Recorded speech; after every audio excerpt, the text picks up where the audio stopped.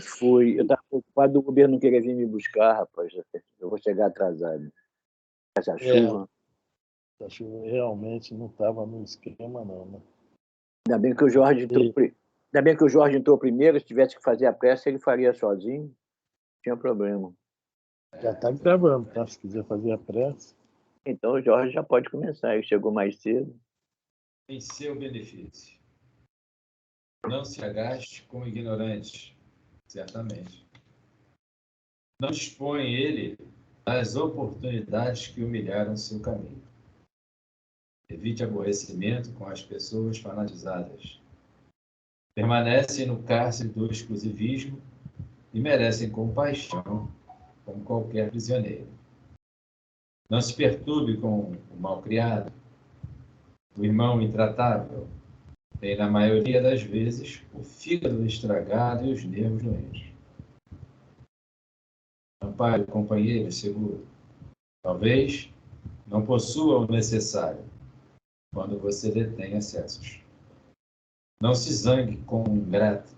Provavelmente é desorientado ou inexperiente. Ajude ao que erra. Seus pés pisam no mesmo chão. E se você tem possibilidade de corrigir, não tem o direito de censurar. Desculpe o desertor. Ele é fraco. Mais tarde voltará à lição. Auxilie o doente. Agradeça ao divino poder o equilíbrio que você está conservando. Esqueça o acusador. Ele não conhece o seu caso desde o princípio. Perdoe ao mal, a vida se encarregará dele. André Luiz, Chico Xavier. Senhor, nessas horas, as suas bênçãos sejam extensivas a quem quer que esteja. De natureza, quais os inconvenientes que estão causando para si próprio, em primeiro lugar, e para os seus pares. Que as suas bênçãos possam envolvê-los, aonde quer que estejam. Nós aqui, reunidos em estudo com consciência plena das nossas obrigações, possamos nós darmos sequência no estudo e na nossa evangelização pessoal de espíritas, aonde estamos procurando nos esclarecer para pôr em pauta o dia a dia das nossas vidas, os ensinamentos deixados por essas entidades mais iluminadas. Obrigado. Damos por aberto a reunião. Antes, Senhor, continuamos pedindo para os nossos irmãos de trabalho, nosso irmão Luiz Alberto, nossa irmã Elisa, e os demais irmãos nossos, se porventura estiverem com doenças de que natureza, o Senhor sabe qual é. E a todos aqueles que passam por nossos pensamentos nesse momento, que sejam envolvidos com muito carinho. Graças a Deus. Graças a Deus. Graças a Deus. Boa noite a todos. A prece do Jorge hoje foi forte, materializou um monte de gente, olha só. O time feminino. Boa noite a todos. Bolinha já estava aqui. Boa noite, Consuelo. Boa noite, Dona Luz. Boa noite, Elisa. Boa noite a todos. Boa noite. Boa noite. Jorge. É a voz do Jorge. Esse negócio de prece forte é complicado. Às vezes nem a prece forte. É só você passar, tá vendo aquela porta ali atrás, é só passar ali e pronto, acabou. De repente é o tom da voz, quem sabe? Bom, hoje quem vai ler é Elisa ou o senhor, seu Alberto? Eu leio, ainda não está bem. Então, vamos lá. Nós paramos no capítulo 7, é isso? 7. No livro antigo, na página 119, o último parágrafo da primeira página, logo do capítulo 7. no âmago das suas reflexões. No Novo também está fácil de encontrar, que é logo no início do capítulo 7, né? O livro é Paulo e Estevão, tá? Ah, tá, dia 21. Sim. É no terceiro parágrafo do capítulo 7, logo no início. Não tem como, né? Não poderia tolerar isso? Não, no âmago, capítulo 7. Capítulo 7. Ah, tá, lá embaixo, tá. É porque nós retomamos, né? Um pedacinho, tá? Eu marquei aqui, não sei que eu marquei. Ah, tá aqui. Vamos. É que nós comentamos sobre essa questão de odiar o Cristo crucificado porque odiava Estevão, né? Quer dizer, a gente odeia a pessoa que traz a nova ideia, no caso aí para Saulo foi Estevão, né? E aí acaba odiando a ideia também. Isso é muito comum na gente. Esse livro vai nos mostrando um monte de coisa que nós passamos por isso no nosso dia a dia, que a gente tem que procurar corrigir também, né? Nós temos muito ainda do Saulo. Isso aí é uma coisa que acontece muito, né? O cara, de repente, sei lá, de uma religião ou de um time de futebol, até time de futebol. Ah, eu não gosto do fulano, por causa disso eu não vou gostar do Flamengo, né? Isso é muito normal. Estou dando um exemplo de futebol, mas aqui é por causa de uma ideia e tem outros exemplos, que se a gente for para catalogar, né, é muita coisa, né? Mas vamos lá. Pode ler? Pode ler. Então vamos lá. O livro do estudo hoje é Paulo e Estevão, ditado por Emmanuel, psicografado por Francisco Cândido Xavier, capítulo 7, um parágrafo, uma tradução que diz o seguinte: no âmago das suas reflexões, odiava agora aquele Cristo crucificado, porque detestava Estevão, considerado então como perigoso inimigo. Não poderia tolerar qualquer expressão daquela doutrina aparentemente simples, mas que vinha abalar o fundamento dos princípios estabelecidos. Olha só a inteligência dele. Aparentemente simples. Ele já viu que não era simples. Tá? De uma certa forma, o Estevão fez um curso intensivo com ele, tá? Mesmo ele odiando o Estevão, não gostando do Estevão, nós vamos ver de novo, repito, lá na conversão dele. É um curso intensivo da doutrina do Cristo. Lógico que ele não aprendeu muito, não, mas foi o suficiente para a mudança dele, né? Ele viu que não era simples o negócio. Está bem acima do simples, né? Perseguiria inflexivelmente o caminho na pessoa de quantos lhe estivessem associados. Mobilizaria intencionalmente todas as simpatias de que dispunham para multiplicar a devassa imprescindível.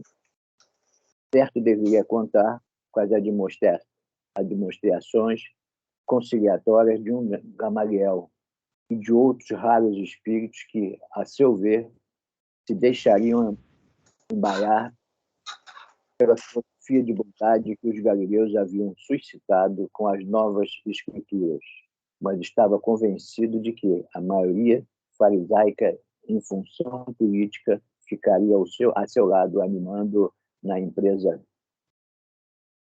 começada. Olha só. De novo, a gente vai ver a inteligência desse homem, né? Ele já, também, na percepção dele, né, já tinha visto que o Gamaliel e outros que também tinham um bom coração, logicamente, iam, né, dar ênfase a essa nova doutrina. Gamaliel nós vamos ver daqui a pouco como é que o Gamaliel realmente abraçou essa doutrina, né? Mas o que iria fazer ele? Procurar a parte mundana do negócio, né, que está falando aqui, né, em função política. Então, vai procurar um mundo para combater as novas ideias do espírito. Vamos lá. Se alguém quiser comentar alguma coisa. No dia seguinte à prisão de Estevão, procurou arregimentar as primeiras forças para a máxima habilidade. com a máxima habilidade. A carta de simpatia para o amplo movimento de perseguição que pretendia efetuar, visitou as personalidades eminentes do judaísmo, abstendo-se, contudo, de procurar a compreensão das autoridades reconhecidamente pacifistas. A inspiração dos prudentes não o interessava. Necessitava de temperamentos análogos ao seu para que o cometimento não falhasse. Isso é normal até hoje, né? A gente procurar o grupo que pensa como nós. Olha só o que fala aqui, as personalidades mais eminentes do judaísmo. Não é que o judaísmo está errado, não. O problema é que era o judaísmo da boca para fora, que o Estevão tinha o judaísmo da boca para dentro, não é isso? O Estevão era judeu e seguia as leis, né? Os mandamentos mesmo legal. Tá? Mas essas aqui, de novo, repetimos, são as autoridades do mundo. Tá? E somente ele quer conseguir apoio. Nós já vimos lá no discurso do Estevão no Sinédrio, né, que muitos gostaram do que o Estevão falou e muitos viram nele até um anjo ou imaginaram que um profeta reencarnado. E um dos antigos profetas está falando lá. Né? Quiser falar alguém? Não, vamos embora. Eu gostaria de comentar. Eu até comecei a rir aqui, porque nós não mudamos muito, não. Né? Ele coloca aqui, a esperança. Só um detalhe, a gente vai lá no capítulo 6, lá no item 5, Instruções dos Espíritos, o Advento do Espírito de Verdade. Só eu também vou ler um pedacinho lá. Ele coloca aqui no Paulo Estevão a inspiração, a cooperação das autoridades reconhecidamente pacifista. O quê? Né? A inspiração dos prudentes não o interessava. Então, os pacifistas, olha os prudentes não interessavam. Esses eram, né? Que eram os, meu Deus, olha, eu estou vendo esse filme novamente repetir. Necessitava de temperamentos iguais ao seu para o seu cometimento não falhasse. Quer dizer, pessoas afins, ideias afins, né? Enfim, sintonizados com ele. Aí lá eu só vou ler só um pedacinho aqui do Evangelho, o Advento do Espírito de Verdade. Vem como outrora os transviados filhos de Israel trazer-vos a verdade e dissipar as trevas. Escutai. Aí vai falar do Espiritismo, né? Mas aqui é o que o menino aí que, né, Estevão, desculpa falar, menino, né? Estava trazendo essa verdade. Ele não falou em Espiritismo, mas essa verdade nova que já vem lá atrás, que os profetas, né, os médios da época, o Pitonizo, mostrando, isso está em pauta, escrito, mas nós somos cegos e surdos. Bom, eu vou parar por aqui, porque... É isso aí. Vamos lá, seu Roberto. Depois de consertar o projeto entre os compatrícios, solicitou uma audiência da Corte Provincial para todos os assuntos da província. O ditador, apesar de residir oficialmente em Cesareia, estagiava na cidade e ali tivera notícia dos fatos interessantes da véspera. Recebendo a petição do Espírito da lei, protepôs-lhes a solidariedade plena, elogiando as providências em perspectiva. Reduzido pelo verbo sujo do moço rabino, fez-lhe sentir com a displicência do homem de Estado de todos os tempos e em quaisquer circunstâncias, pelos assuntos religiosos que conhecia do farisaísmo, razão que sobra para mover combate aos galileus ignorantes que perturbavam o ritmo das manifestações de fé dos santuários da cidade santa. Olha só que coisa interessante aqui. O romano, né, imediatamente, porque o romano, o pensamento dele era o quê? Totalmente mudando. Não, eles não tiveram as leis, a Torá, lá, o Antigo Testamento. Então, estava vendo que estava causando um certo tumulto, né? Então, a ideia dele é aquela, né? Lei e ordem, né? Com com a força mesmo, né? Força necessária. E ele foi no lugar certo, né? Pedir apoio a quem o iria apoiar. No final, 35 anos depois, os romanos acabaram com isso, né? Política.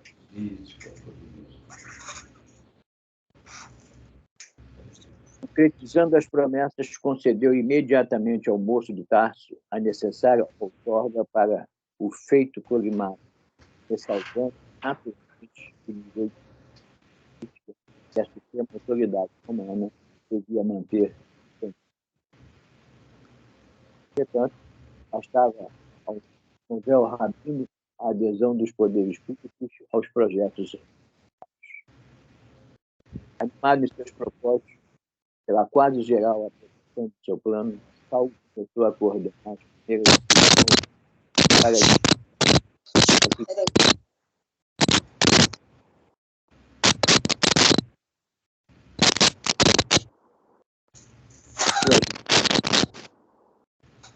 Sumiu o som aqui, vocês estão me ouvindo? Tá chiando aí, tá tendo uma interferência. Tem um ruído aí. Não sei se é com o Roberto ou se é Interferência. Vamos lá, senhor. Vamos ver. Agora eu estou ouvindo vocês. em suas mínimas modalidades. Animado em seus propósitos pela quase geral aprovação do seu plano, Saulo começou a coordenar as primeiras diligências para desvendar as atividades do caminho em suas mínimas modalidades. Obcecado pela ideia da desforra pública, idealizava quadros sinistros na mente superexcitada. Tão logo fosse possível, prenderia todos os implicados. O evangelho, aos seus olhos, dissimulava sedição iminente. Apresentaria os conceitos oratórios de Estevão como senha da bandeira revolucionária, de maneira a despertar a repulsa dos companheiros menos vigilantes, habituados a pactuar com o mal a pretexto de... me perdi. Acomodatícia tolerância. Achou, senhor?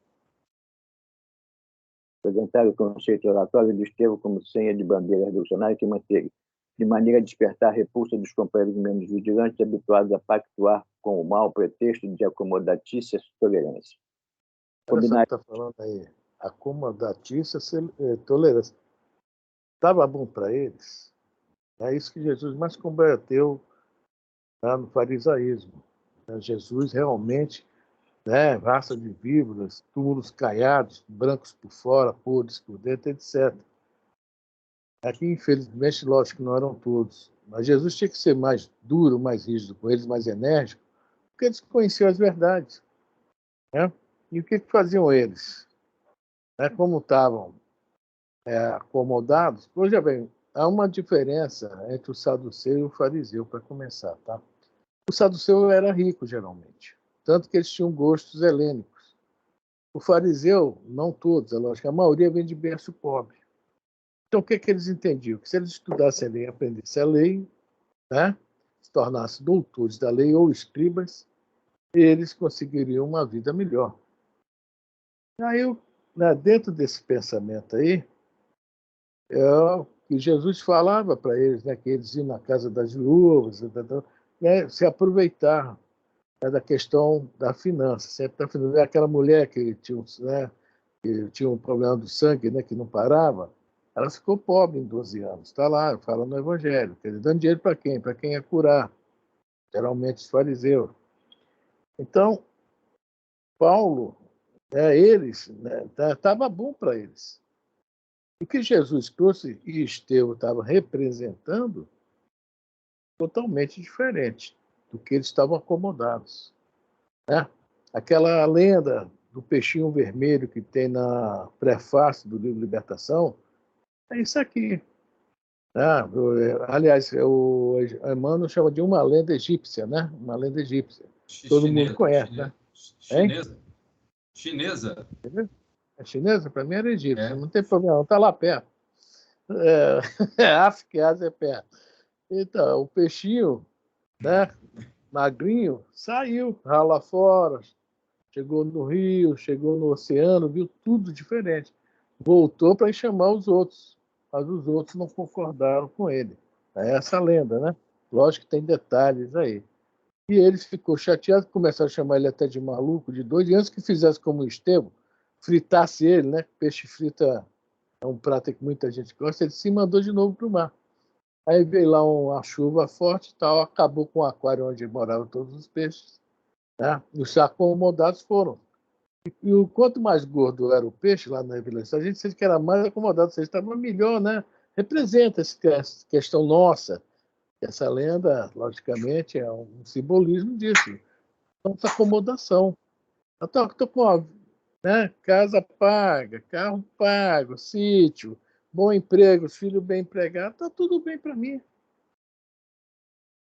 Eu me acomodo. Geralmente, infelizmente, não. Ainda bem que eu não tive tempo de ter essa acomodação ainda, viu? Estou querendo ainda, estou querendo essa acomodação. E esquece do próximo. E essa acomodação, né, para eles lá, se acabasse, a doutrina de Jesus ia acabar com isso. Aliás, acaba até com a nossa acomodação.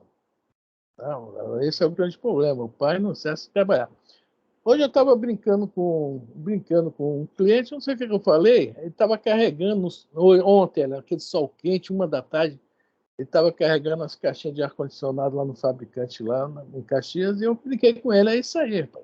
Vamos trabalhar, o sol está quente. Ele falou assim mesmo para mim, é mandamento, tá? Eu disse, mandamento tá lá com o teu rosto, né? Como é que é? Com o suor do teu rosto, né? Que tu vai ter o pão de cada dia. Pão de cada dia. Eu pensei, meu Deus do céu, isso é tão profundo. Esse cada dia representa a nossa vida. O suor do nosso rosto, nós vamos ter o pão da vida inteira. Então, a vida nossa é trabalho. É cada um dentro das suas possibilidades. Aquele que está na cadeira de roda, que está com alguns problemas, pode trabalhar. Como? Desejando bem, rezando, orando, vibrações. É muito profundo esse ensinamento bíblico. Realmente, eu olhei para aquele rapaz e disse, cara, não é brincadeira não, realmente. Só que eu não falei isso, porque essa visão de simbolismo não adianta comentar não, mas isso veio na hora na minha cabeça. Algum irmão ia passando, rapaz, presta atenção, esse dia aí substitui por vida, vai trabalhar a tua vida inteira. E Jesus nos convida o que é isso. O Pai não cessa de trabalhar, eu também. Enquanto nós pudermos fazer alguma coisa, nós temos que fazer. Não só por nós. Mas eles não, estavam preocupados com eles, acomodados. Muito legal isso aí. Alguém quer falar? Quer falar, Jorge? Um finalzinho aí, só um pedacinho de nada. O gigante deitado. Ele não podia fazer, ele podia, é o Jerônimo, ele não podia ir para um lado, podia ir para o outro, ele só queria virar, não podia também, porque tem que ficar com aquele saco pesado para não sentir dor. Então, como é que ele ajuda? O pessoal levava ele. Divaldo, você vai, né? Você vai de avião e todo mundo me leva no colo, uma coisa assim, né? Uma coisa mais ou menos assim. Né? É muito engraçado. Então, aí serve para nossas reflexões, né? Puxa vida, eu queria sair daqui para poder fazer isso, para fazer aquilo. Deitado ali, nós estamos na nossa limitação, o Valdo sabe. O nosso pensamento não transita pelo fluido cósmico universal? É por aí, vai chegar onde? Olha a prece refratada da Evelina, né, da garotinha lá. Evelina, né? É refratária. É assim que a gente tem que nós sempre precisamos ter isso em mente. É isso aí. Alguém mais quer comentar? O time feminino quer comentar? Então, o Clube do Bola. O Clube da Luluzinha quer comentar? Quero não. A Consuelo e a Elisa nem abre o microfone, né? Valeu, vamos lá então, seu Alberto. Combinaria os textos da lei de Moisés e dos escritos sagrados para justificar que deveria conduzir desertores da raça até a morte.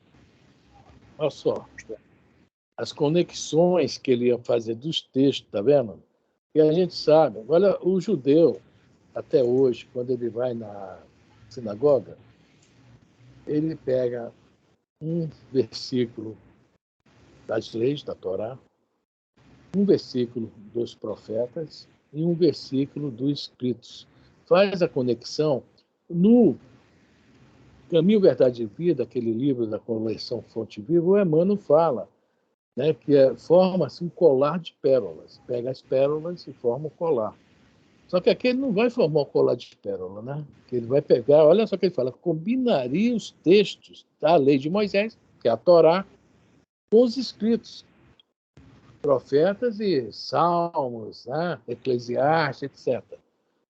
Para justificar que deviam, olha só, os próprios irmãos de raça conduzir até a morte. Né? E isso também até hoje. Né? Nossas leis de hoje, eu não entendo as leis, né? Não entendo. Mas eu não vou comentar porque eu vivo nesse mundo. Aí o cara com 300 anos de cadeia sai na outra semana. Né? Então, mas deixa isso para lá, isso não é assunto do nosso estudo, não. Então, são essas combinações das nossas leis que fazem isso com justificativas. Com justificativas. Mas veja bem, as leis aqui que nós seguimos hoje, e aquelas daquele tempo, pelo que nós estamos vendo aqui, são a lei do homem, as leis dos homens, não são as leis divinas. Tá? Alguém quer comentar? Senão vamos embora. Demonstraria a irresponsabilidade da sua conduta inflexível. Tudo faria para conduzir Simão Pedro ao calabouço. Na sua opinião, devia ser ele o autor intelectual da trama sutil que se vinha formando em torno da memória de um simples carpinteiro. No arrebatamento das ideias precipitadas, chegava a concluir que ninguém seria poupado nas suas decisões irrevogáveis. Coitado do Pedro, né? Eu leio isso aqui, imagino o Pedro assim com a mão, né? Que nem desenho animado. Bolando leis, bolando coisas para prejudicar os outros. A gente lendo isso daqui, olha, estou ficando até com um pouco de raiva do Saulo. Muito não, mas para ficar mesmo. Depois ela vai elogiar ele, vai gostar dele. Raiva do Saulo, sabia? Ele está de extrema crueldade aqui. Parece até que ele está sendo conduzido por assim pelos inimigos espirituais do Cristo, entendeu? Até parece que ele está sendo conduzido pelos inimigos do Cristo. Porque, eles não falam nada aqui, né? Mas não tá, ele está com uma gana de capturar e matar as pessoas. É o Saulo. Não, mas é isso aí. Talvez, veja bem, é o que a gente falou antes. O Estevão, né? O Estevão que cutucou ele. Vamos entender uma coisa. Ele não estava assim. Ele estava na dele, também acomodado. Estava bem acomodado. Tá? E ele muito inteligente. Ele foi o primeiro a compreender, estou falando lá daquele grupo de fariseus que ele pertence, foi o primeiro a compreender, ele mesmo fala lá que não era uma simples doutrina, a doutrina cristã. Aí, isso que mexeu com ele, isso. E veio a questão do orgulho dele, que ele foi ferido, que lá no discurso de Estevão, né, quando ele dá uma bufetada no Estevão, o Emmanuel fala. O pessoal, quando viu isso, pensaram, né? Pela primeira vez ele era derrotado naquelas discussões estéreis que eles gostavam de ter. Mas o Estevão não foi para lá foi para expor a verdade. Então, esse orgulho ferido, né, gerou na cabeça dele toda essa raiva. Toda essa raiva. Que ele antes não tinha. É o sintoma de uma mudança muito forte. Essa raiva toda é um sintoma dessa mudança, que ele estava entendendo o que estava acontecendo. O Gamaliel vai entender logo de cara também, e outros também que já tinham entendido, né? Que nós vimos no Evangelho, né? Os Nicodemos, Zé de Arimateia e vários outros, Simeão, vários outros judeus compreenderam logo de cara, estavam preparados. Então a raiva dele era por orgulho de ser contrariado. Isso, ele se perdeu. Na frente nós vamos ver que ele vai falar uma coisa que está em uma das cartas dele, que é referente a isso aí. Tem um espinho cravado na carne.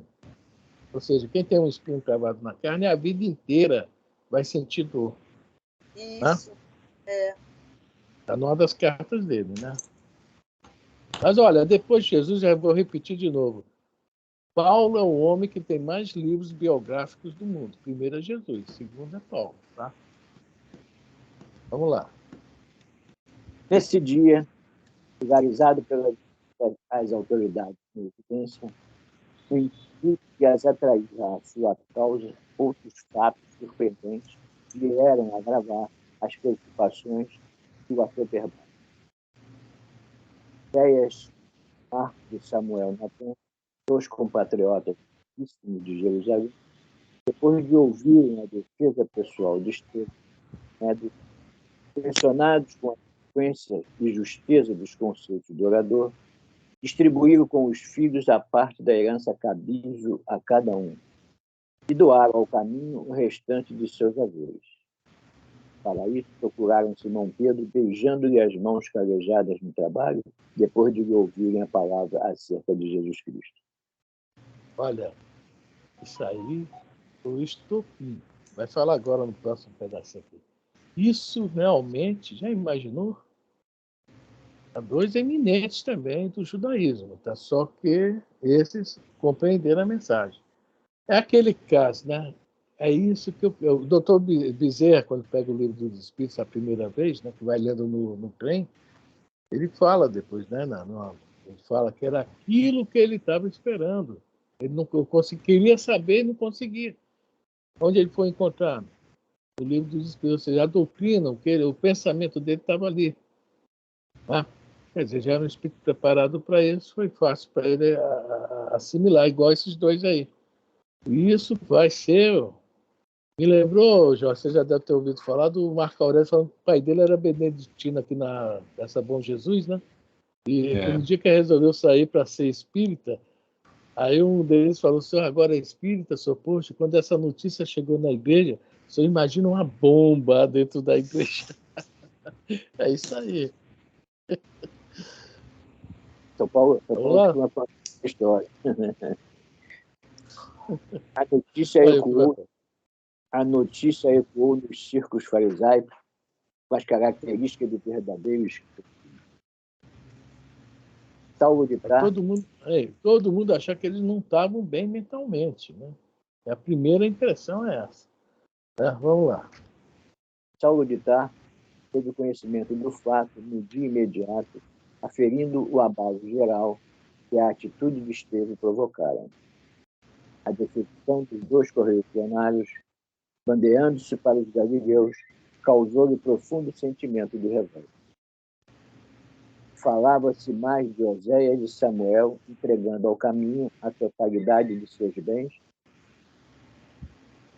Haviam declarado entre lágrimas que aceitavam o Cristo como o Messias prometido. Nossa, o Messias prometido. É isso. Todo o Antigo Testamento, os profetas vêm falar sobre o Messias. Agora, Isaías, né, dentro daquele simbolismo dele, então, é um dos livros de profeta mais longo que tem, né? São 60 e poucos capítulos. Eu acho que em uns 20 e poucos ele só fala do Cristo. Né? E vai dando detalhes. Né? O cordeiro vai ser imolado, não lhe quebrarão nenhum osso. Vai falando detalhes muito interessantes. E alguns hoje judeus que se chamam não cristãos, mas messiânicos, que Cristo é uma palavra grega. Tem o mesmo significado de Messias, mas eles são judeus, então é o Mashiach, né? São o Messias. Né? Eles hoje pegam a vida do Cristo. Tem um livro de um judeu, que eu esqueci o nome dele, Hans Stein, né? Que vem comentando o Evangelho. Aí ele tem uma parte lá que ele fala por que o Messias realmente é o Yeshua. Aí vem falando sobre várias previsões, principalmente de Isaías, que aconteceram. Né? Várias. E quem realmente tinha o coração aberto viu que era o Messias. Viu que era aquele das promessas. O que o Jesus fez é uma coisa inexplicável, até hoje. Né? Vou falar somente dos milagres, do fenômeno. E aí, como é que fica? Botar cego, paralítico para andar, né, etc. E aí vai por diante, né? Muitas coisas que ele fez. Né? Vamos lá. Alguém quer comentar? É rapidinho, só vou me apegar à letra, só também um pequeno detalhe.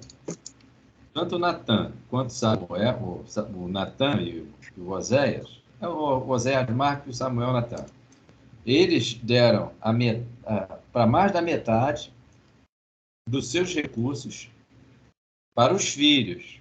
E aqui embaixo, olha a interpretação, a questão da letra. Aí eles colocam, falava-se mais eles lá entre eles, no burburinho, fofoquinha, ó. Falava-se mais que Osé e Samuel entregando ao caminho a totalidade dos seus bens. Poxa, espera aí. Quer dizer que eles deram 80% lá para o caminho e deixaram só para os filhos 20%? Não foi isso. Ó, fofoca. Por isso que gera essa intriga toda aí. Pegar na letra, só pegar na letra aí. Só isso. Vamos lá, Sombra. Os comentários dos amigos a respeito instigaram a mais forte represália. Designado pelas caprichosas correntes populares como o mais jovem defensor da lei, sentia-se compelido cada vez mais a revelar o seu ascendente nesse posto que considerava sagrado.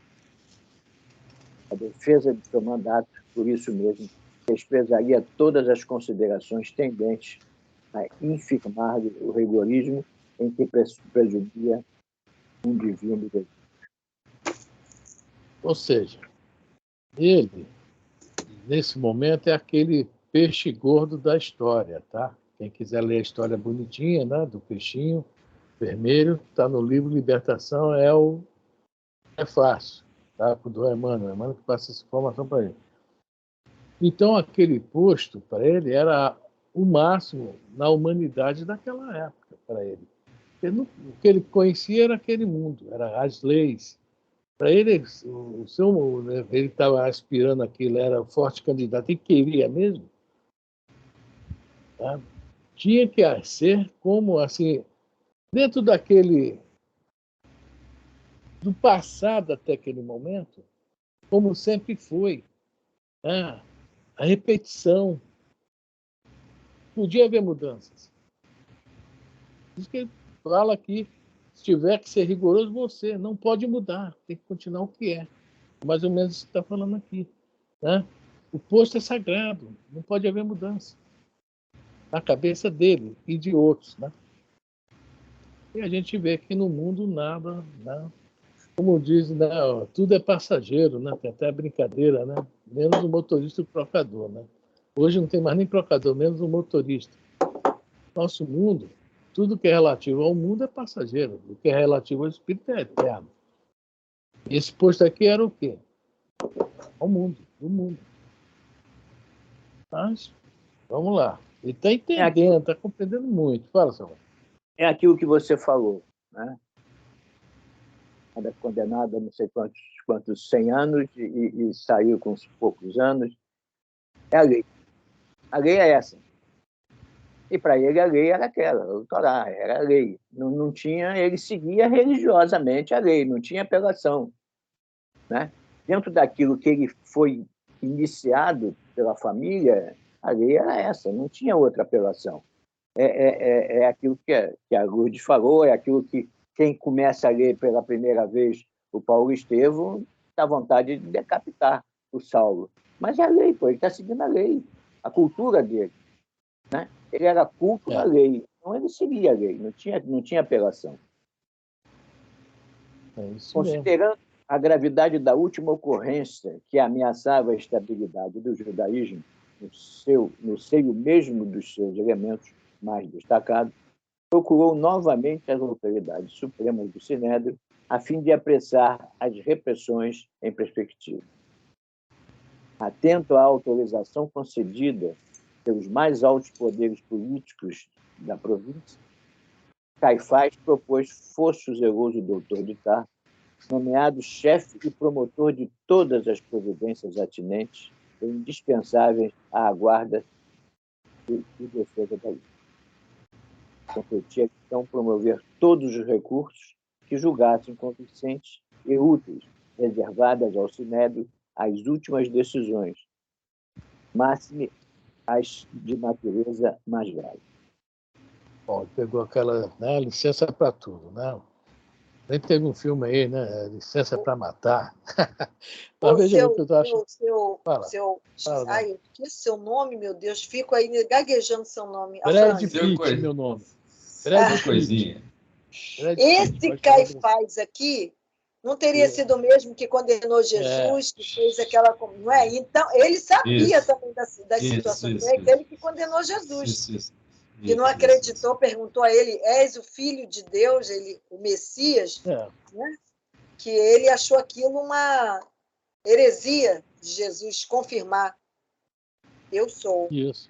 É o Caifás aqui, que está promovendo... É o próprio Caifás. É o próprio, né? Só que ele não deve durar muito tempo após isso, que depois não fala mais nele. Né? E quem for pegar algum livro daquele Flávio Josefo, né, que é a história dos judeus, fala o tempo que ele ficou no poder. Né? É o próprio Caifás, sim, isso mesmo. Né? É interessante que Jesus já tinha 5 anos, né, que tinha sido crucificado, ou quase isso, né? E ele ainda continuava no poder. Vamos lá? Ainda continuava contra o cristianismo, muito embora foi ele que mandou, por prevenção, vigiar o túmulo lá de Jesus, lá a pedra, para evitar um levante dos cristãos, coisa e tal. Foi ele mesmo que mandou. Não foi ele? Eu acho que foi ele que mandou. Foi, devido àquela que falava que o corpo do Messias, né, iria assumir, aí ele bota um monte de gente lá na porta, né, dos guardas romanos, né, porque... Exatamente, para tomar conta. Olha só, isso é mais uma profecia que tinha lá em Isaías também. Dá para confirmar, tá, que Jesus era o Messias. Esse cara, esse que eu falei, o Stein, ele vai trazendo, né, numerando essas ocorrências da vida de Jesus que estavam previstas pelos profetas. Todos os profetas, não é só Isaías, não. Vários profetas, né? E essa aí também é mais uma história, que o corpo sumiria. Tá? E sumiu, né? Sumiu. E quando Maria de Magdala vê Jesus, veio o Espírito. Ele ainda fala, não me toque que eu não estou pronto. E o corpo de Jesus, então, se desfez, né? Deve ser desintegrado. Já que a pedra estava aberta, a pedra estava aberta. Eles foram lá, o soldado só viu as vestes, só tinha as vestes, o corpo mesmo tinha desaparecido. O Caifás, me desculpe, é um safado, porque ele sabia, ele mandou vigiar lá o túmulo para evitar que alguém roubasse, depois dissesse que Jesus... Essa turma toda já se melhorou, viu, dona Luz? A gente agora que tem que... Né? A gente vai vendo aí as histórias nos livros espíritas aí, né? Só Jesus. É isso aí. É muita trama, gente. Muita trama, muita covardia. Vamos lá, seu Roberto. Satisfeito com o resultado da reunião improvisada, o moço tarcense acentuou, antes de se despedir dos amigos. Hoje mesmo, requisitarei o corpo de tropa que deverá operar no perímetro da cidade. Amanhã ordenarei a detenção de Samuel e Oséias, até que se resolvam a retomar juízo no fim da semana, tratarei das capturas da gentalha do campo. Olha só que coisa, retomar o juízo, achou que ele estava louco. Eles estavam loucos de ter feito isso. Pela cabeça deles. Oi? A mesma coisa os judeus pensaram dele quando ele se transformou, quando ele fez a transformação dele. Sim. Isso. Por isso que eles saiu escondido num cesto, né?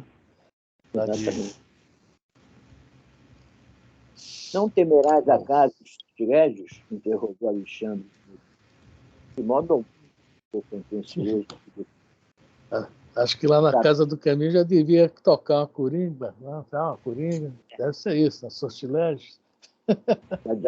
Já bati um tamborzinho. Sabendo que os próprios militares começam a ficar supersticiosos sob a influência das ideias extravagantes dessa gente, chefiarei em pessoa a expedição, enquanto tenciono recorrer tal Simão Pedro ao calabouço. Simão Pedro? Perguntou um dos presentes admirado. Por que não? Sabes o motivo da ausência de Gamaliel ao nosso encontro de hoje? Tornou o outro. Não. É que, a convite desse mesmo Simão, ele foi observar as instalações e os feitos do caminho. Não achas tudo isso extremamente curioso? Temos, de maneira geral, a impressão de que o chefe humilde dos galileus, desaprovando a atitude de Estevão durante o Sinédrio, deseja recompor a situação, buscando aproximar-se de nossa autoridade administrativa. Quem sabe? Talvez tudo isso seja útil. No mínimo, é bem possível estejamos caminhando com a necessária reharmonização. Olhando o Antigo Testamento, aí o próprio Saulo fala lá no começo do julgamento de Estevão sobre essa questão. Você que é da raça, você tem uma chance de retornar, mudar suas ideias, retornar às ideias antigas, etc. Né? E o que passa aqui, que Gamaliel foi lá fazer essa reconciliação, né? Tentar, mas vamos ver. É muito bom essa passagem do Gamaliel aí, né? Saulo mostrava-se mais que surpreso, porque estupefato. Mas vem a ser que Gamaliel chegou a duvidar da sua integridade mental. Sabemos, Alexandre, mestre calculou seus atos e pensamentos com a má intenção.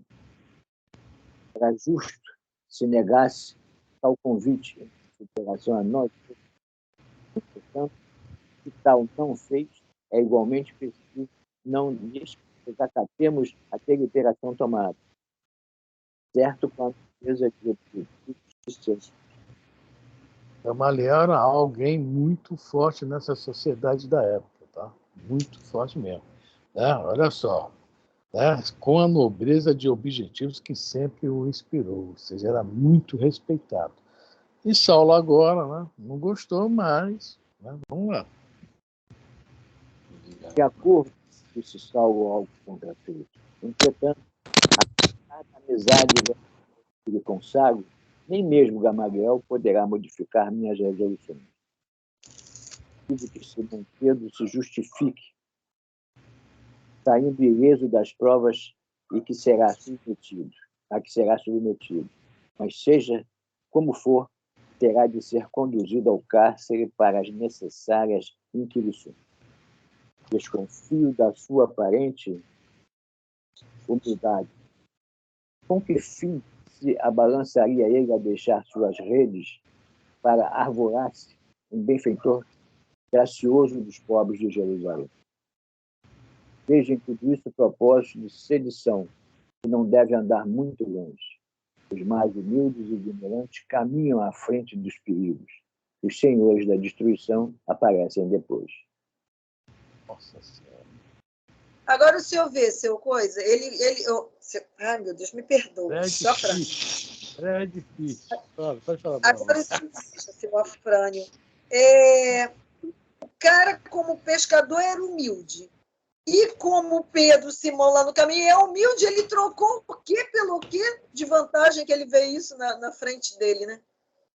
A cabeça dele, Pedro estava construindo uma ogiva nuclear na cabeça dele, para depois que soltasse lá em Jerusalém. Por que ele fez isso? É como se tivesse uma grande coisa por trás disso. Ele mesmo, quando foi na casa... aparecer depois. Quando ele foi na casa do caminho, que ele chegou lá, o que é que ele fez? Ele riu ironicamente, porque lá só tinha velho, senhoras, crianças, doentes. Ele riu, ironicamente, né? Quer dizer, que exército é esse que o Pedro está... na cabeça dele, como se tivesse um exército por trás de tudo isso. Vamos lá, seu Roberto. Saiu. Aqui, algum problema com ele aí. Voltou. Voltou. Meu celular não gostou do seu. Meu celular não gostou do seu coisa, não. Tratamento do seu coisa pro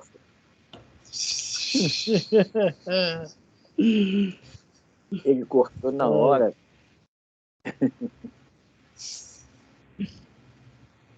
Caramba, agora onde é que eu parei? A palestra animou-se. Na metade da página. A palestra animou-se ainda há algum tempo. Página 124 do antigo, logo no primeiro parágrafo. 113. Desculpe. A palestra animou-se ainda há algum tempo em torno da expectativa geral dos acontecimentos que se aproximavam, até que Saulo se despediu e voltou para casa, disposto a assentar os últimos detalhes do seu tempo.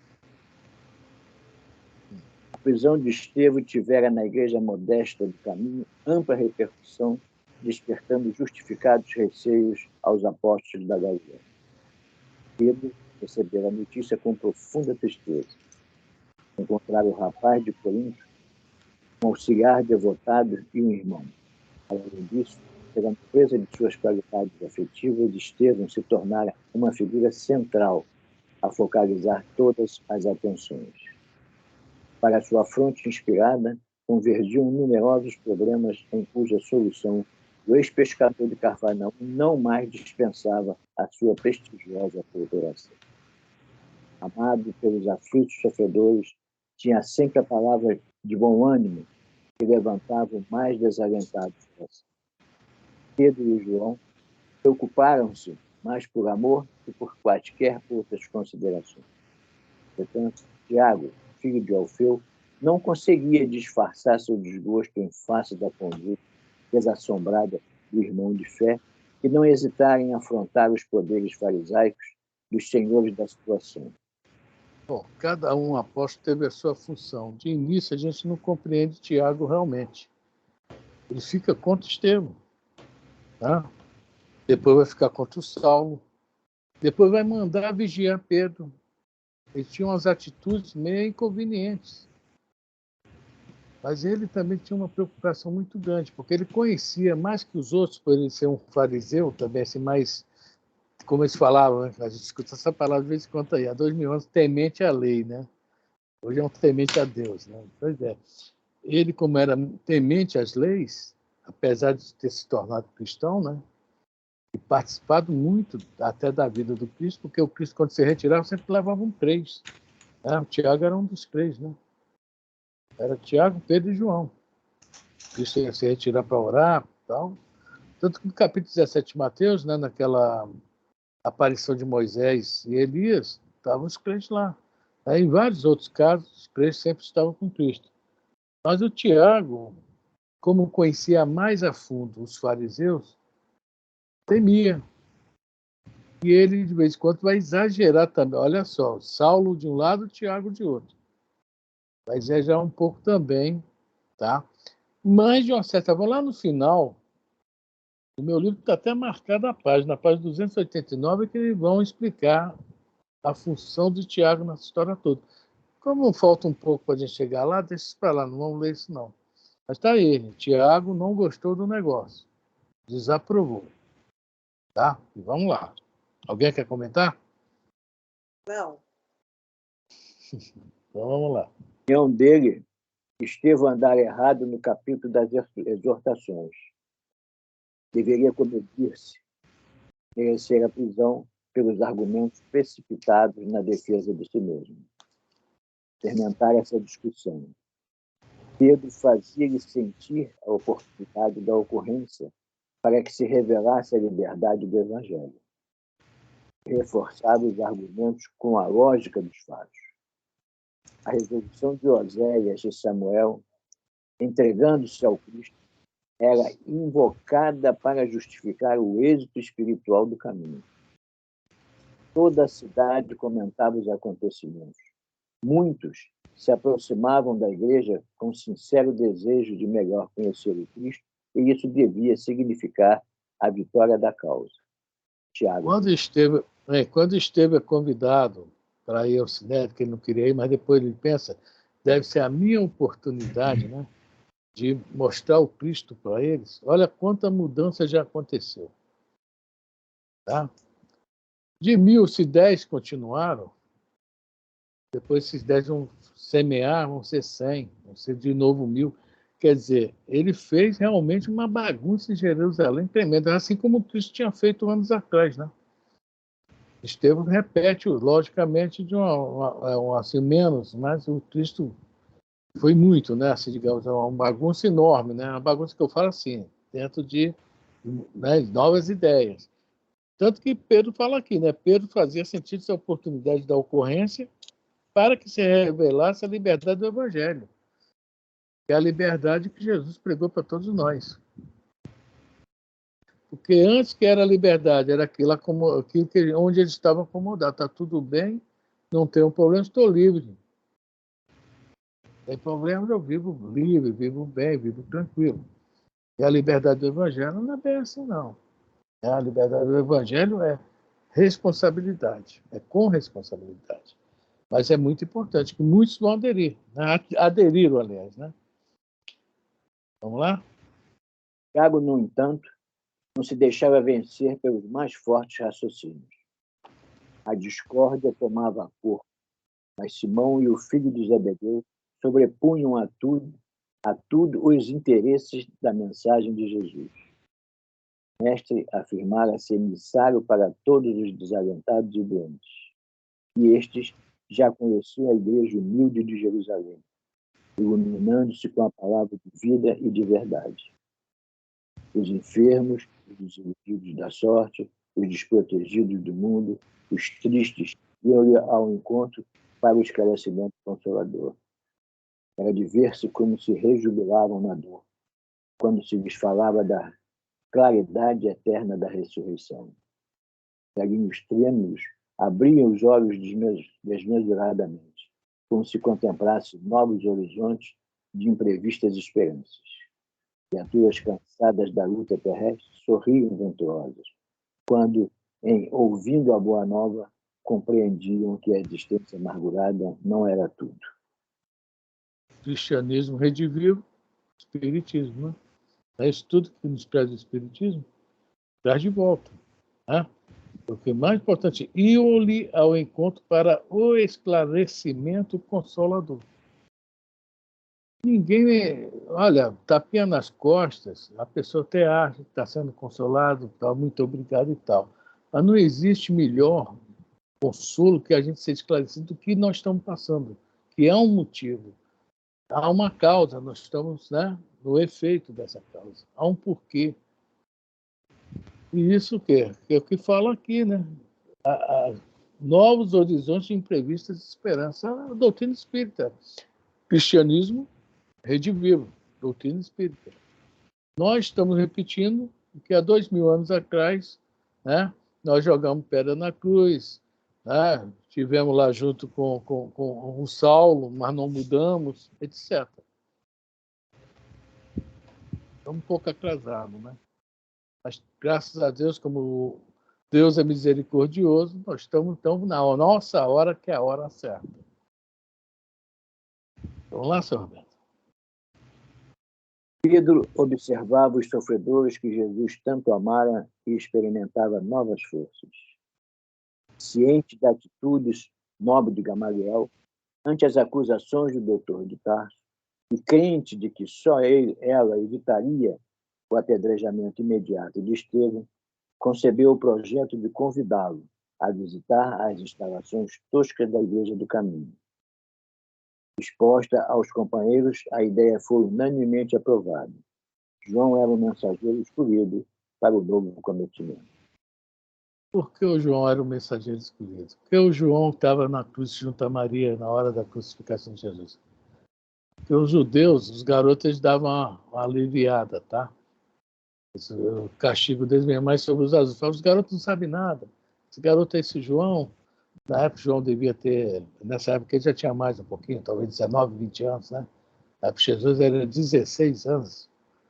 Tá? Então, mandaram o João. Mas veja bem, vamos parar aí que já deu hora e vamos voltar ciente da atitude nobre de Gamaliel. Porque esse assunto aí é a visita, sobre a visita do Gamaliel à Casa do Caminho. Então, vale a pena a gente, né, para não esquecer, né, voltar isso aí. Alguém quer comentar alguma coisa? Hoje nós andamos, foi umas 3 folhas, hein?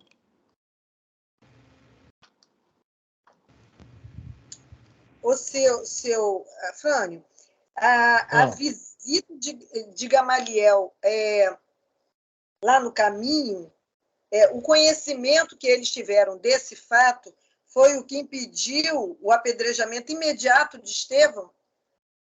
Sim, porque lá no discurso, na aula passada, no discurso de Estevão era para ele ter sido apedrejado na hora, mas o Gamaliel deu uma meia crava, pediu ponderação, pediu um monte de coisa, né? E o pessoal, como sempre ouviam muito Gamaliel. Tá? Por isso que evitou naquele momento o apedrejamento, naquela hora. Mas depois não vai ter jeito, infelizmente. Não vai ter jeito. Nós vamos ler isso depois, eu não vou falar agora aqui, não. Senão chega na hora, não tem graça, tá? Na hora nós vamos ver um certo bate-papo entre eles ali, que infelizmente alguém tinha que dançar. Só isso que eu posso falar. E foi escolhido quem? O Estevão. Né? Agora, Jesus é legal. Jesus é muito bom. Né? Estevão desencarnado, no plano espiritual, quando Saulo vira Paulo, né? Estevão vai inspirar Paulo lá, vai trabalhar junto com ele. Ó, que coisa boa, né? O cara que apedrejou ele. E o Ananias, coitado, que o Saulo vai também perseguir o Ananias, né? Por isso que ele vai para Damasco, na porta de Damasco também, né? Saulo fica cego, vai para tal taberna, lá, lugar lá dormir, né? Estalagem, aliás, dormir. E Jesus chega, Ananias, vai lá curar a vista de Saulo. Né? A Ananias toma um susto. Eu? Tá me perseguindo. Quer que eu vou curar um homem desse? Ele vai me ver, vai me... Né? É interessante como Jesus gosta de nós, né? Botam sempre a gente junto daqui dos desafetos. Isso lembra o quê? Da palavra reencarnação. Né? Reencarnação. Quando às vezes nós chegamos aos excessos, nós reencarnamos junto de quem? Dos desafetos. É isso? Se não for nossa família, bem próximo. Aquele que está no dia a dia com a gente durante praticamente toda a nossa encarnação. Né? Interessante essas coisinhas. Bom, alguém mais